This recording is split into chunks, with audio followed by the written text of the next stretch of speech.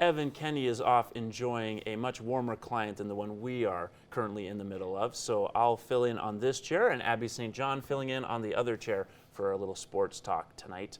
A big weekend for hockey fans throughout the province. Battle of Alberta on Saturday, and the Flames coming out on top, and it was like a classic Battle of Alberta. Yeah, I think when you hear Battle of Alberta, you're expecting a good game, and you know, I didn't catch the game, but I watched the highlights, and it was definitely a back and forth. I think, you know, you had the early Flames goal in the first, and then from there was just a back and forth between the Oilers and the Flames, and it turned out to be a really good game from what it looks like. Yeah, and also you have the physical stuff with Zach Kassian and Matthew Tkachuk. Yeah. Obviously in the 80s, that was a big part of that rivalry as well. So good to see the Battle of Alberta back. I know I'm kind of a fan of those two teams being good, so good to see it back again. There weren't fireworks that matched up to, though, what happened over the weekend with NFL football. That one game sample is really something, and we might as well start with the upset with Baltimore and Tennessee. Yes, everyone was, you know, Ravens all season Super Bowl contending teams. I believed it too. I thought Lamar Jackson could definitely take Baltimore to the Super Bowl. However, then they met the Titans, who had just come off a huge win against the New England Patriots, dethroning Tom Brady, and then coming to Baltimore and really showing them that they're an underdog team. And I think they really proved that. You have, you know, explosive run game with Derrick Henry, which definitely did help. You know, the Ravens didn't see their end zone until the last quarter. And so they really did. They played offensively and defensively pretty perfectly. They had a few upsets and stuff, but from the most of it, they couldn't stop Derrick Henry's run. They managed to, you know, get a few good hits on them, and they had a few good plays, but all in all, the Titans really came to play offensively and defensively, which is what secured their win for them.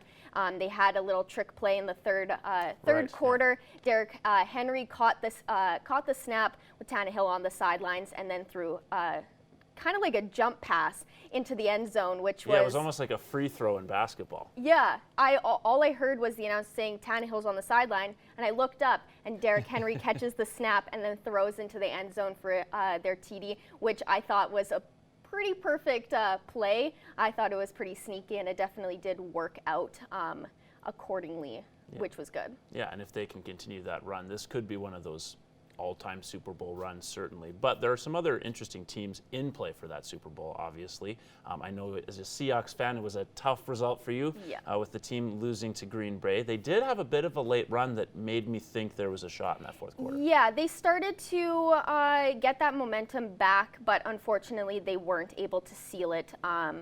Stopped to get the first down. They didn't call it as first down. A lot of people saying that, you know, they weren't actually short. They did get the first down, but that happens. Well, what made that game pretty special was during the halftime, Jimmy Johnson, he led the Cowboys to 2 Super Bowls. He's the first and one of 3 coaches to win both a major college championship and a Super Bowl. He was inducted into the 2020 class Pro Football Hall of Fame. It was a very emotional scene to watch, because he was announced in front of everyone else, and lots of tears were shed. I thought that was a pretty spectacular moment.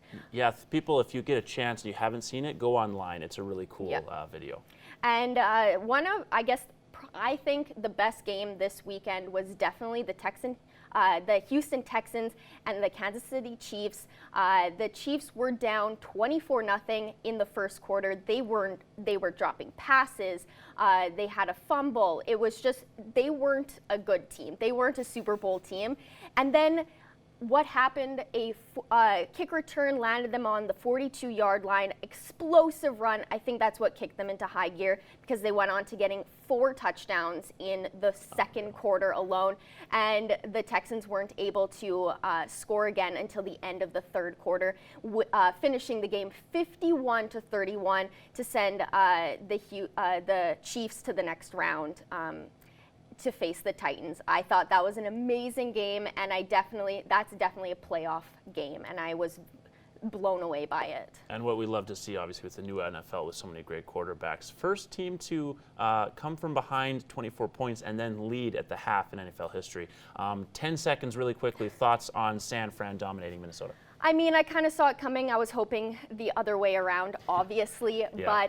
But, you know, they're a great team, and they really have shown that they're a great team. And so I predict a Kansas City Chiefs, San Francisco 49ers Super Bowl.